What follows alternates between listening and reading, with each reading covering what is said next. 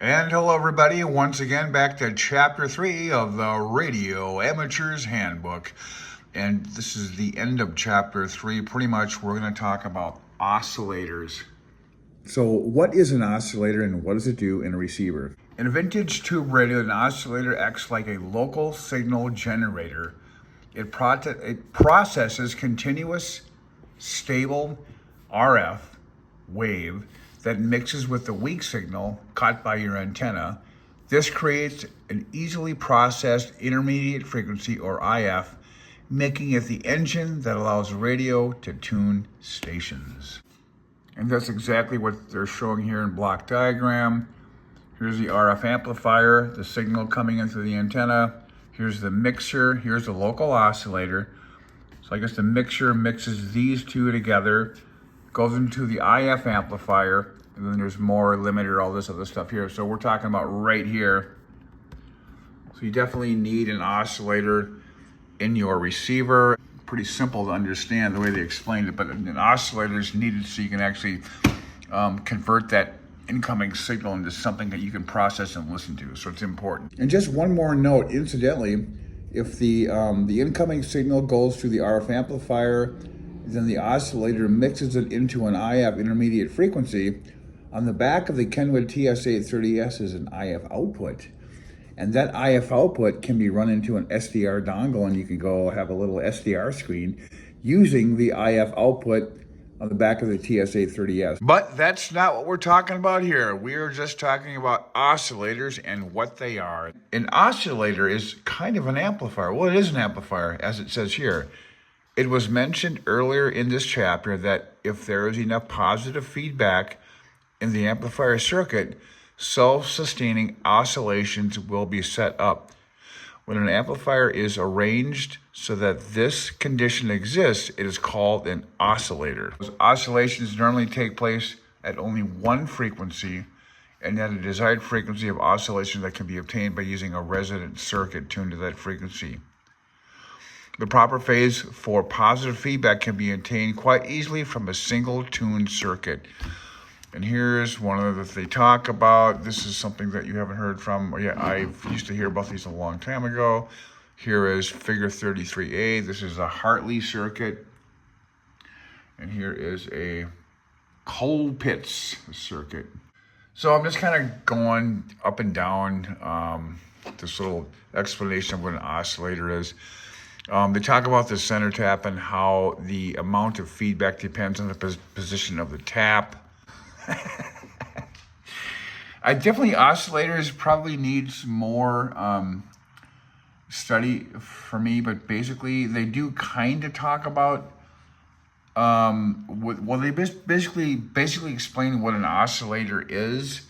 I kind of wanted to see more about how it is in a receiver, but it does talk about in here oscillators and what they're used for. Some in radio frequency transmitters, others for measuring devices. Oscillator operating characteristics. They kind of explain this situation here as a general rule. Oscillators are power generating devices. There are exceptions. In some cases, the oscillator is used primarily to generate a voltage that is then applied to an amplifier that does not require power in its grid circuit. This type of oscillator is used principally in certain types of measuring equipment, probably to align equipment, I guess. Like a signal generator maybe? I mean, oscillators require some study, I think, quite a bit by me. They're getting into negative resistance oscillators. So we're seeing here these, and I'm sorry folks, I'm not really explaining this very well because I don't really understand what I'm reading, and I don't want to go on and on about stuff, explaining stuff like I know since I don't, but I'm just showing you what's in this book. This is further study for me, but here's A and B. I never heard these terms before. A is a Dynatron oscillator because it functions on secondary emissions of the plate that occurs in certain types of screen grid tetrodes. It makes use of the fact that the certain values of screen voltage, plate current, and screen grid tetrode decreases when the plate voltage is increased. Oh my, I understand all of that. And the other one, figure B, So here's A, here's B. B is known as a transitron. A transitron. For most amateur applications, negative resistant oscillators do not have enough advantages to bring them into wide use.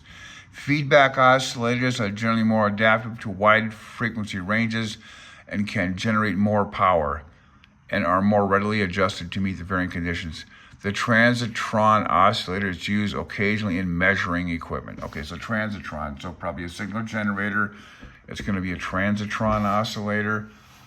Otherwise, it's going to be a dynatron, I guess. I don't know. God, this stuff is so complex in my mind.